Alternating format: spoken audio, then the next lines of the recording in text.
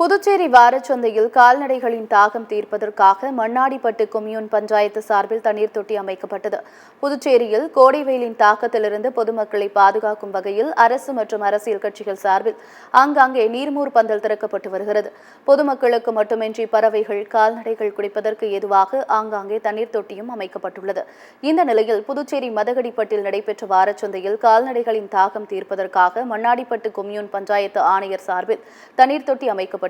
தொடர்ந்து வெயிலில் நின்று கொண்டிருந்த கால்நடைகள் மீது மண்ணாடிப்பட்டு கொம்யூன் பஞ்சாயத்து ஆணையர் எழில்ராஜன் தண்ணீர் அடித்து அவைகளை குளிர்வித்தார்.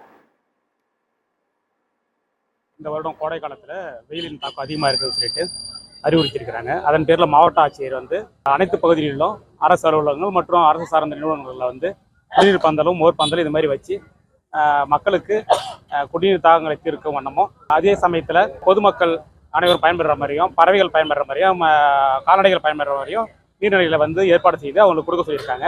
அதன் பொருட்டு உள்ளாட்சித்துறை இயக்குனர் அவர்கள் அறிவுறுத்தலின்படியும் நாங்கள் மண்ணாடிப்பட்டு கொம்யூன் பஞ்சாயத்தில் உள்ள அனைத்து பகுதிகளிலும் நாங்கள் நீர்மோர் பந்தல் அமைச்சு பொதுமக்களுக்கு குடிநீரும் மோரும் வழங்கிட்டு வரோம்.